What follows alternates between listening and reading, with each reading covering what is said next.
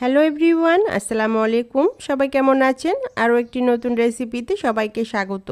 নিয়ে চলে আসলাম ঠান্ডা ঠান্ডা ইয়ামি একটা ডেজার্ট রেসিপি।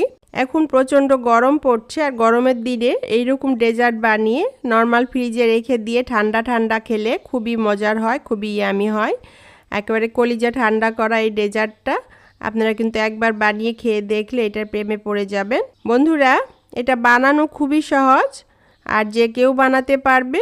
চটজলদি বানিয়ে নিয়ে এটা ঠান্ডা করে পরিবেশন করলে খেতে দুর্দান্ত। আশা করছি এই রেসিপিটা আপনাদের খুবই পছন্দ হবে, আর পছন্দ হলে লাইক কমেন্ট শেয়ার করে আমার চ্যানেলটিকে সাপোর্ট করবেন, এভাবে পাশে থাকবেন। এইরকমই নতুন নতুন রেসিপি দেখতে চাইলে আমার পেজটিকে সাবস্ক্রাইব ফলো করে রেখে দিতে পারেন। তাহলে চলুন রেসিপিটা কিভাবে বানাবো সেটা দেখে নেই।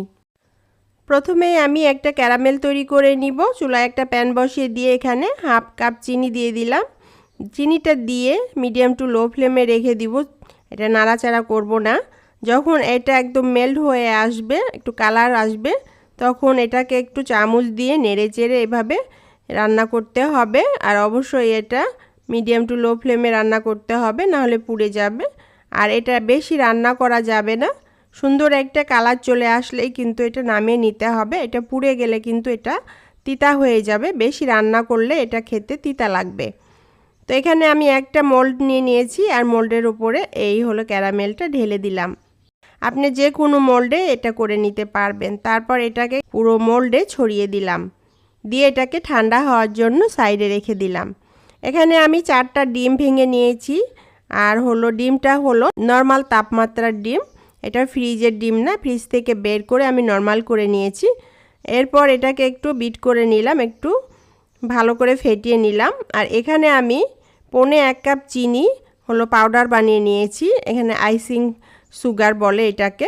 হলো চিনিটাকে হলো ব্লেন্ডারে গুঁড়ো করে নিলেই কিন্তু আইসিং সুগার হয়ে যাবে।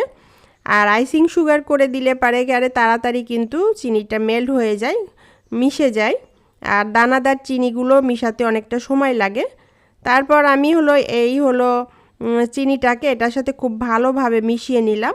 চিনিটা গলা পর্যন্ত এটা মিশিয়ে নিতে হবে। তো এটা একদম ভালো মতো মিশে গেছে, চিনিটা গলে গেছে। এখন আমি কিছু এখানে উপকরণ অ্যাড করে দিব। এখানে আমি নর্মাল তাপমাত্রার 1 কাপ গরুর দুধ নিয়েছি। দুধটা হলো জাল করে আমি ঠান্ডা করে নিয়েছি। আর এই দুধটা ফ্রিজে ঠান্ডা হলেও হবে না, নর্মাল যে বাইরে রেখে ঠান্ডা করে নিতে হবে। আর এই দুধটা দিয়ে দিলাম। আর এখানে আমি 1 চামচ ভ্যানিলা এসেন্স দিয়ে দিলাম। তারপর নেড়েচেড়ে এটা খুব ভালোভাবে মিশিয়ে নিব। তো বেশি ফেটানোর দরকার নাই, কেকের বেলায় যেরকমভাবে আমরা বেশি করে ফমি করে নিই সেরকম দরকার না, একটু হালকা করে এটাকে মিশিয়ে নিলেই হয়ে যাবে। আমি ভালোভাবে মিশিয়ে নিয়েছি, নিয়ে এটা আমি হলো রেডি করে নিলাম। আর হলো যে ক্যারামেলটা তৈরি করে রেখেছিলাম যে হলো মোল্ডে, সেটাও কিন্তু ঠান্ডা হয়ে গেছে। এখন এখানে আমি একটা স্ট্রেনার নিয়ে নিলাম, আর যে হলো ডিমের যে ব্যাটারটা আমি তৈরি করে রেখেছিলাম সেটা একটু এখানে ঢেলে দিয়ে ছেঁকে নিলাম। তো এখানে একটু ডিমের হলো কোনা রয়ে গেছে, তো এটা থাকলে হলো এই ডেজার্টটা খেতে ভালো লাগবে না। তারপর এটা একটু ট্যাপ করে নিলাম। আর এখানে যেহেতু এই মোল্ডটার ঢাকনা নেই, সে কারণে আমি এখানে ফয়েল পেপার দিয়ে এটা আটকে দিলাম, সিল করে দিলাম খুব ভালো করে। আপনারা হলো কিন্তু ঢাকনাওয়ালা যে কোনো পাত্রে কিন্তু এই ডেজার্টটা বানিয়ে নিতে পারবেন। তারপর আমি হলো চুলায় একটা বড় সাইজের পাতিলায় পানি দিয়েছি, একটা স্ট্যান্ড দিয়ে দিলাম, দিয়ে এই মোলটা বসিয়ে দিলাম। মোলটা হলো অর্ধেকটা ঢেকে থাকবে, এরকমভাবে পানিটা দিতে হবে। তারপর দিয়ে আমি ঢাকনা দিয়ে ঢেকে দিলাম। আর চুলার আঁচ মিডিয়াম টু লো ফ্লেমে রেখে এটাকে রান্না করে নিব। ঘড়ি ধরে 25 থেকে 30 মিনিট রান্না করলে কিন্তু এই ডেজার্টটা রেডি হয়ে যাবে। তারপর এটা আমি হলো নামিয়ে নিলাম, এটা ঠান্ডা করে নিয়েছি। আর দেখুন আমি একটা টুথপিক দিয়ে দেখাই, এটাই কোনো কাঁচা নাই, এটা একদম ভালো মতো রান্না হয়ে গেছে। এখন এই ডেজার্টটা আমি হলো নর্মাল ফ্রিজে রেখে দিব 1 থেকে 2 ঘন্টার জন্য। তারপর এটা বের করে নিয়ে সার্ভ করব।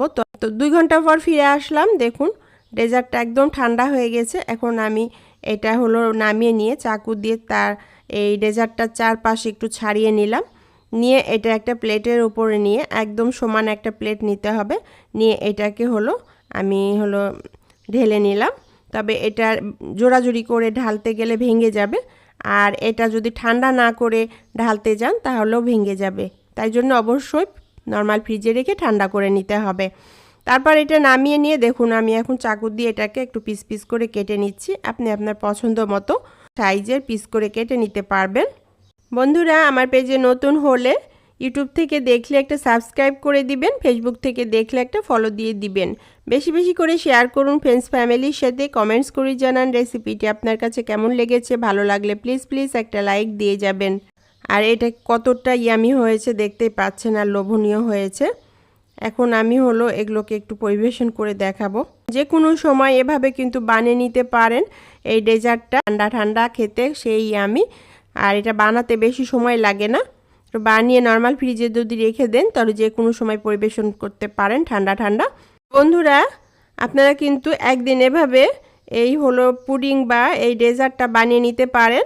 সবাই খুবই পছন্দ করবে। আর এটা খুবই হেলদি একটা খাবার। আশা করছি রেসিপিটা আপনাদের খুব পছন্দ হবে। পছন্দ হলে লাইক কমেন্ট শেয়ার করে আমার চ্যানেলটিকে সাপোর্ট করবেন, পাশেই থাকবেন। আবার দেখা হবে এরকমই নতুন কোনো রেসিপির সাথে। আল্লাহ হাফেজ।